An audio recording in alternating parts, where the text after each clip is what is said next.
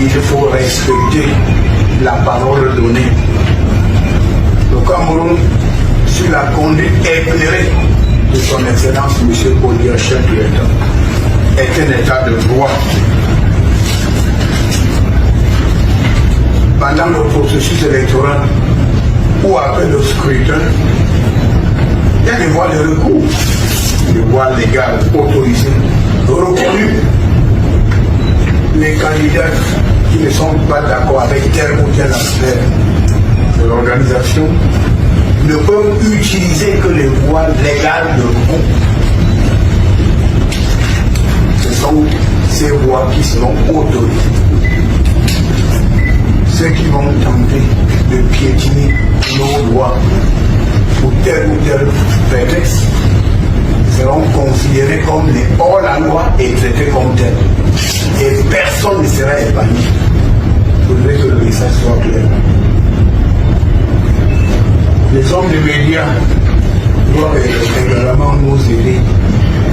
Vous avez vu que même les médias d'État ont été déployés pour accompagner chaque candidat. C'est une preuve de la bonne volonté du gouvernement. Il faudrait que dans le reportage, dans les commentaires, que les journalistes soient professionnels et de respecter leur propre déontologie.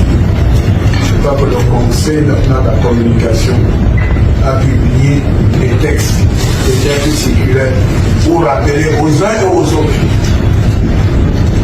l'obligation d'être correct en faisant le travail. C'est une élection présidentielle. Il y en a eu d'autres, il y en aura d'autres. Il faudrait savoir, je l'ai souvent dit, le ciel ne tombera pas sur le Cameroun après le 12 octobre. Chacun doit faire preuve de fair play et de savoir que le président Paul Biya, pendant très longtemps, a travaillé pour renforcer la paix sociale, l'unité nationale et le vivre ensemble. Ce sont là les acquis de la nation qui doivent être préservés par tous les candidats qui prennent part à cette élection présidentielle. Vous savez tous, on n'a pas besoin de le prouver. Le président Paul Biya est un champion des causes justes. Voilà pourquoi il donne à chacun la possibilité de s'exprimer. Et l'élection présidentielle donnera également lieu à chaque candidat de vendre ses idées et de dire ce qu'il serait capable de faire. Voilà pourquoi nous allons accréditer des observateurs qui vont sillonner les pays et qui vont constater la crédibilité du processus électoral au Cameroun. Nous n'avons rien à cacher, mais nous avons le devoir de préserver la paix sociale, la tranquillité des populations et de mettre hors d'état de nuit le plus rapidement possible ceux qui veulent se servir de cette élection présidentielle pour créer le chaos et le donner le désordre.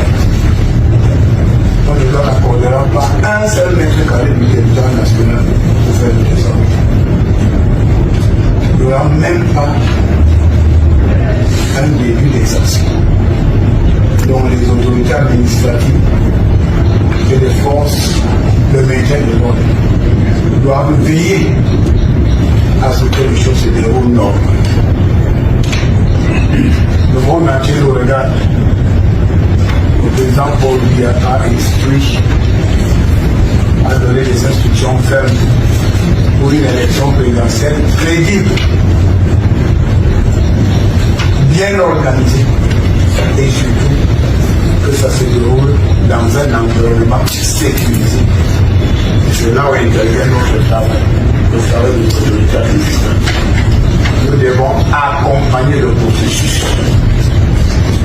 Les autorités administratives accompagnent le processus électoral, étant entendu qu'elle est un organe indépendant chargé de l'organisation matérielle du scrutin présidentiel. Nous faisons des évaluations pour s'assurer que le matériel électoral est disponible dans tous les bureaux de vote. C'est ça le rôle de la ministre. Et peut-être de soulever des préoccupations afin qu'à l'échéance camerounaise puisse trouver des solutions idoines à tout.